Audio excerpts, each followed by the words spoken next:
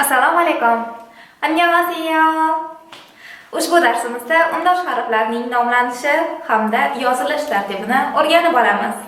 Kromen suv shakalkeyo.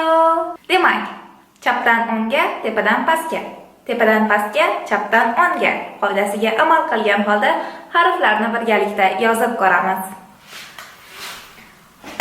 Birinchi harfimiz barchangizga ma'lumki A, B, G, D A, B, V, G, A, B, D, F, G, H dagi o'sha tartib emas, koreys tilida K harfidan boshlanadi. Harflarni kattaroq qilib yozishga harakat qilaman.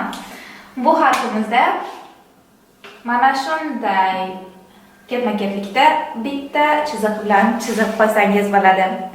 Va keyingi harfimiz, bu harfimizning nomi Kiyo. Kiyo bo'ladi. K harfi Kiyo.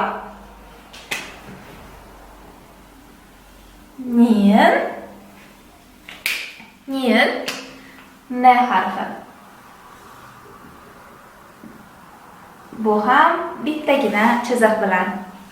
Va undan keyingi harfimiz esa tigit harfi. Ko'rib turganingizdek, ikkita chiziq bilan chizdim. Tigit. Bu birinchisi va ikkinchisi. Mana shunday tartibda. T, tigit. Keyingi harfimiz Ril harfi bo'ladi.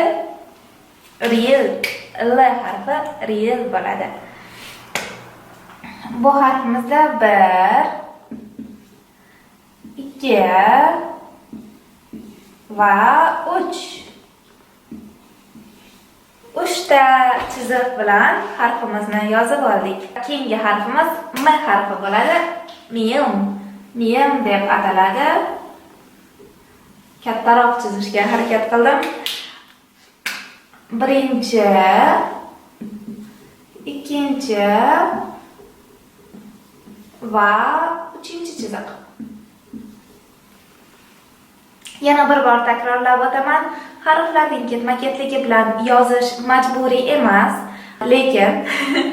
lekin yaxshi, a'lo darajada o'rganib, nutq bilan yozmoqchi bo'lsangiz, harflarning ketma-ketligiga rioya qilib yozganingiz tilga nisbatan hurmatingizni ifodalaydi.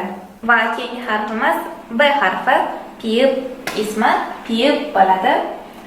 Bu harfimizni ham katta qilib yozishga harakat qildim. Ko'rib turganingizdek 4 ta tayoqchadan iborat. 1,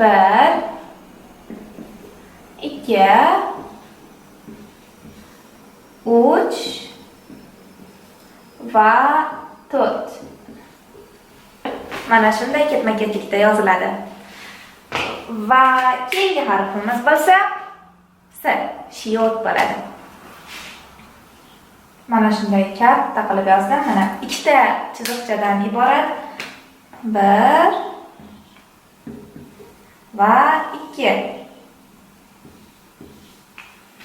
Shiyot. Va dastlabki harfimiz Ning, dumaloqcha. Ng harfi. Bitta dumaloqda chizib qo'ysangiz bo'ladi. Ning deb ataladi. Keyingi harfimiz Ch harfi. Chiyit bo'ladi. Ko'rib turganingizdek, ikkita tayoqchadan iborat. 1 va 2. Harfimizning nomi Chiyit. Chiyit deb ataladi. Keyingi harfimiz Chiyit.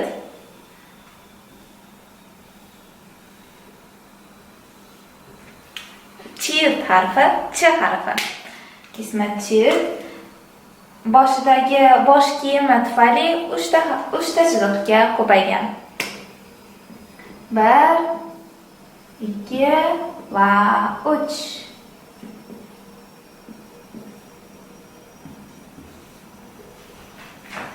Ch harfi ning nomi Chiyit bo'ladi. Va keyingi harfimiz Kiyik. Kiyik harfi mana shu harf. Bu ham ikkita chiziqdan iborat. Birinchisi 1 va 2.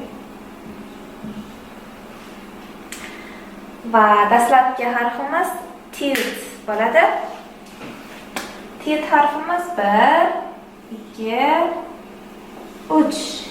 Mana shu ketma-ketlikda yozilishi kerak. 1, 2, 3. T harfimiz ning nomi tilt bo'ladi. 1, 2 va 3. Mana shu ketma-ketlikda yozsangiz, a'lo darajada yozgan bo'lasiz. Navbat esa P harfiga. 1, 2, 3, 4. To'rtta chiziq bilan P harfi. E'tibor berganingizdek 1, 2, 3 va 4. Shu ketma-ketlikda yozib oldik. Va oxirgi oddiy harfimiz H harfi. H harfini ikkita chiziq bilan chiziladi. Tepasidagi chizig'i kattaroq, pastidagi chizig'i uzunroq qilib chiziladi. 1, 2 va 3.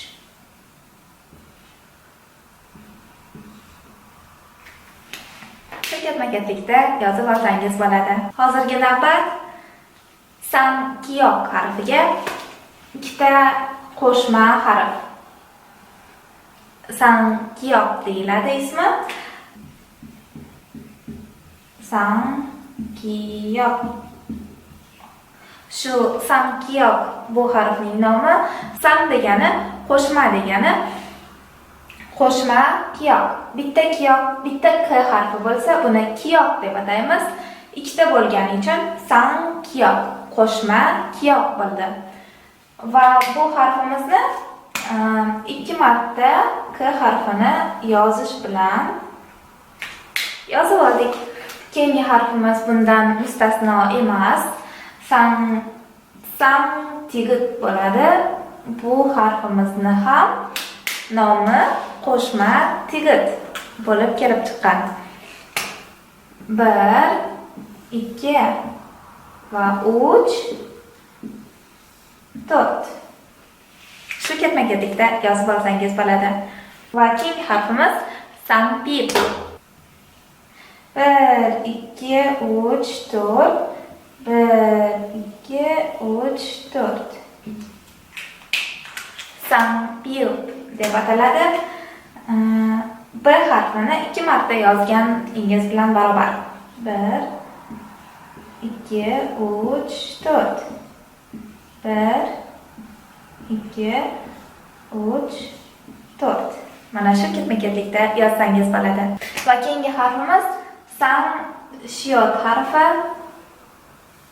Mana shunday qilib yozsangiz bo'ladi. Bu ham shiyotdan ikkita San shiyot harfidan kelib chiqqan.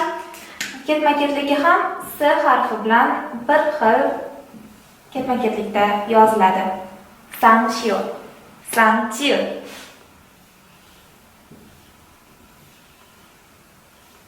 Mana shunday qilib yozsangiz bo'ladi. 2 marta S harfini yozganingiz bilan barobar. 2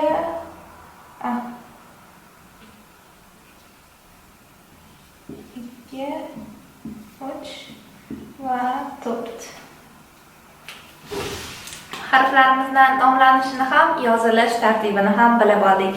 Darsimizga oid savollaringiz bo'lsa, tetkanimizda yozib qoldiring va sizga darsim ma'qul kelgan bo'lsa, 좋아요, 구독 꼭 눌러주세요. Keyingi darsda ko'rishguncha